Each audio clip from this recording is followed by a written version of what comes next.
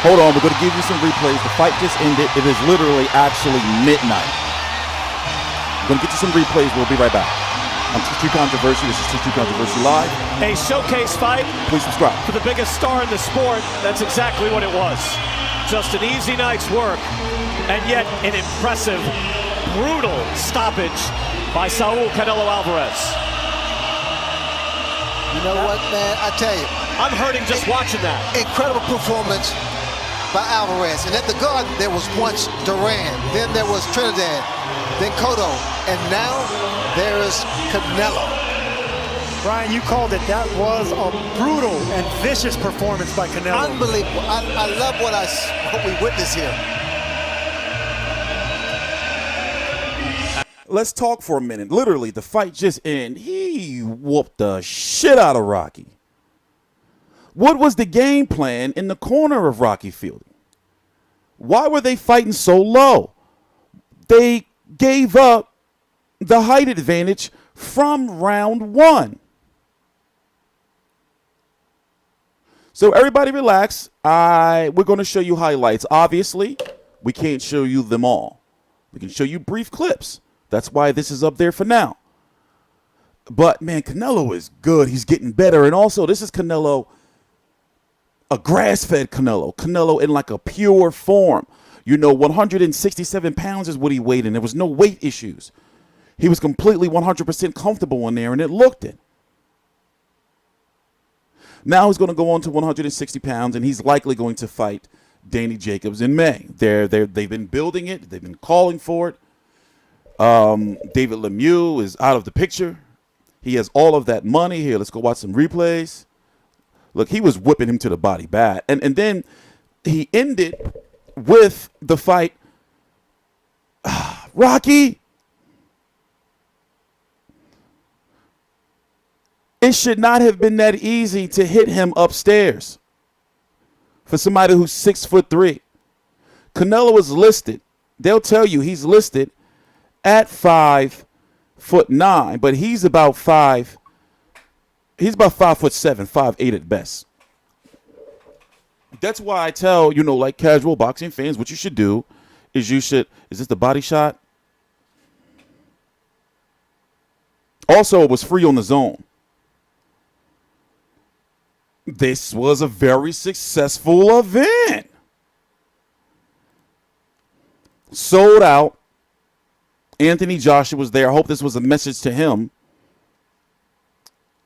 I'm sure they had to gain a lot of subscribers because I know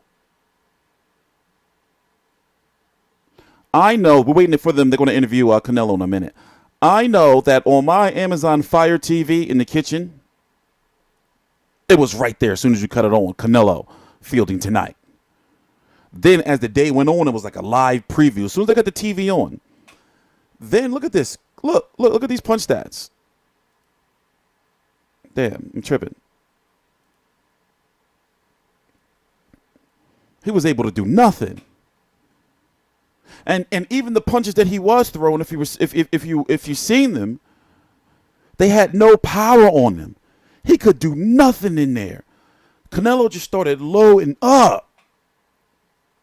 Now he's the WBA world champion at 168 pounds, WBA Super World Champion at 160, WBA champion at 160. It's crazy, man. The zone really wants him to fight Golovkin, and I believe it is going to happen. See, he's not in a situation now where he has too much. Oh, wait, let's listen in. Oh! Canelo Alvarez!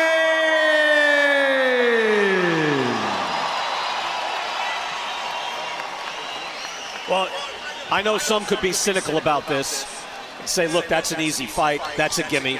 But it's a guy who was ranked in the top 10 in the super middleweight division, and he made it easy. So I'm impressed. I'm especially impressed after just fought 2 fights with Triple G.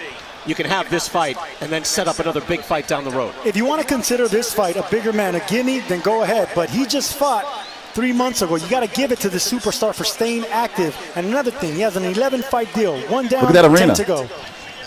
You know what? I see this young man, Canelo, and every time he performs, I'm so impressed. So we're going to talk about what's next for Canelo. We'll look at the rankings at 160. And now looking at this performance, I'm wondering, I think he can hold his own at 168 pounds. The body work will get him by at 168 pounds. He can. Let's listen to post-interview. Was this the fight you expected? Bueno, yo esperaba un peleador que tomara distancia, que quisiera boxearme. Desgraciadamente o afortunadamente para mí, para él desgraciadamente pues quiso salir a atacar y yo creo que fue el error que cometió y para mí pues hice mi trabajo, hice lo que tenía que hacer para ganar y aquí está, les prometí un knockout y aquí está. Originally, I thought he would come out, he'd be a fighter to use his distance, and unfortunately, well, fortunately for me, he came to attack, and that was the error he made, but I did my thing in there. The body attack. 35 of the 73 punches you landed were to the body. How big a part of the game plan was that? No, fue lo que planeamos en el gimnasio, hicimos un plan de trabajo para golpear al cuerpo, después atacar arriba y gracias a Dios funcionó y aquí está el resultado de tanto trabajo. That was the plan in the gym. That was the plan to hit the body, then move up, and that's the result. You see the result here. You have fought above 160 pounds before. This is your first time as 168. How did you feel at this weight? No, me sentí muy bien, me sentí fuerte. No tuve que deshidratarme tanto para dar el peso, entonces me sentí bien, me sentí muy fuerte. I felt good, I felt strong. I didn't have to dehydrate myself to make weight, but I felt good and I felt strong. You have said the plan is to go back to 160, defend your titles. I'm sure there are a lot of 168-pound champions that would like to fight you as well. How sure are you that you're going to go back to 160? No, obviamente vamos a disfrutar de ese triunfo, disfrutar de este año, ¿no? Que hicimos un muy buen año. Después nos vamos a sentar con el equipo, ver qué es lo que viene, pero sin duda las mejores peleas. We have to see that. I have to talk to my team, enjoy the holiday, and then, I'll talk to my team. But right now, without a doubt, the best fights. You have described this time, this new deal of yours, as phase 2 of your career.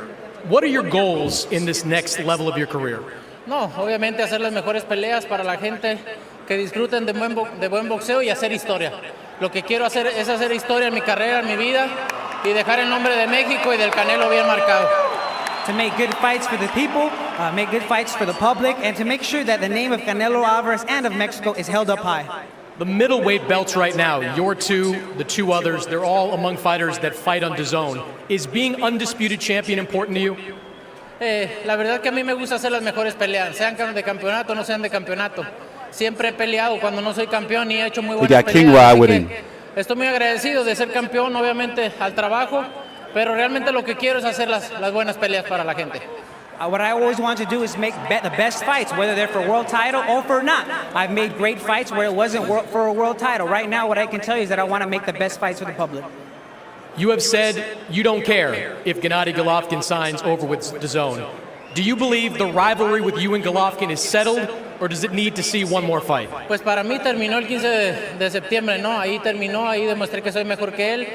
Pero fueron dos muy buenas peleas, no es secreto de eso, ¿no? Puede haber una tercera y la gente la va a disfrutar. Look, I felt that it ended on September 15, and I showed that I was best. But there were two great fights, that's no secret, and if the people want it, we can make it. First time headlining at Madison Square Garden, how did it feel? No, Dazn is going to force that fight. Me siento muy agradecido de estar aquí. Quiero agradecer a toda la gente por venir a apoyarme. Realmente estoy muy agradecido con ustedes, cada vez me motivan más y espero no sea la última. Espero que sea la primera de muchos de estar aquí. I'm happy and I'm grateful to be here, and I hope that this is the first of many. I'm always thankful, and I say thank you to everybody for being here. Canelo, congratulations. Thank you so much. Brian? Chris, thank you very much. Again, the world is his. He gets to make a lot of choices now. They're not going to talk to Rocky? I guess Rocky had to go directly to the hospital for pissing blood. Danny Jacobs is in the ring. I thought he was going to There's one of those possibilities. Danny Jacobs there with promoter Eddie Hearn. Make it happen. We do know this, that Canelo Alvarez will fight May 4th.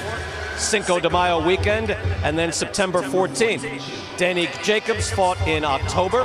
Possibility that he could fight there. Take a look at some other potential opponents. For Canelo Alvarez, again, I mentioned Callum Smith is the world champion at one. Yeah, we're going to do that ourselves. Canelo now has 10 fights left on his deal with Dazn. In fact, this is a good graphic right here they have. Let me pause it right here. This is a good graphic they have. By the way, please subscribe. We're not doing this for our health. Also, depending on when you're watching this video, we're going to be streaming live the post-fight press conference. So it's going to be the video directly after this one. I'm trying to figure out where to start. He has 10 fights left on this deal with Dazn. There is no pay-per-view. It's $9.99 a month. You can't beat the deal with a bat. But yet, a lot of boxing fans, especially the racist ones, they think it's Eddie Hearn's app when it's not. And they're finicky. You know, they be on some weirdo shit. My job is to cover the news. So obviously I have to have Dazn. We have 3 Dazn accounts. 2 ESPN Plus accounts. UFC Fight Pass, Hulu, and all that stuff. Everything. So you can't count me.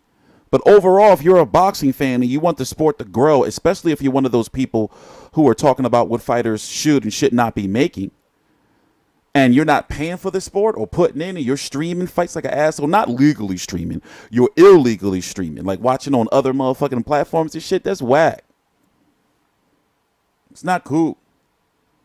So understand that, divide that up. He makes about $33 million or so a fight. That's straight up money, no pay-per-view. That's a lot of money that they are giving up for $9.99 a month. I guess what I'm getting at is he is going to fight Golovkin. It is not that A-side shit he was on before. He's going to fight Golovkin. He does not control how much money the other fighters make now. This is a different day and age. This is a good thing that this is actually a good thing about pay-per-view dying off. Because now it's like I generate more money than you. Yes, you may, but what are you going to say now? I generate more subscribers? How many subscribers did you bring in, Golovkin, to Dazn? Also, unfortunately, they don't release like numbers like, for Canelo fielding for that day. I'm sure we're probably going to hear something somewhere, but they usually don't say, for that fight, so many such and such people watched at $9.99 a month or something. We don't, they're not going to give us that information, I don't think. Because you know how we be like, I wonder how many pay-per-view buys this did. It's going to be different now. I'm going to do my best to try to translate all this information. Like, I really want to know how many subscribers Dazn has right now, how many they had before Anthony Joshua, after he fought the next day, how many they had when Canelo signed, the day after he signed, fight week. I want to know all those numbers because it's, good data for us to know. In regards to what's next for Canelo, let's go look at the 160-pound division where he says he's going next. I think it's safe to say that Danny Jacobs is going to be next, right? IBF champion. This is the belt that used to belong to Golovkin, but since Golovkin fought Canelo twice and that whole debacle with the failed drug test for clenbuterol and whatever, now, Danny Jacobs has that belt. I think that's going to be the move. That's going to be the move for May the 4th. We know that Canelo is going to be returning May the 4th and September the 14th.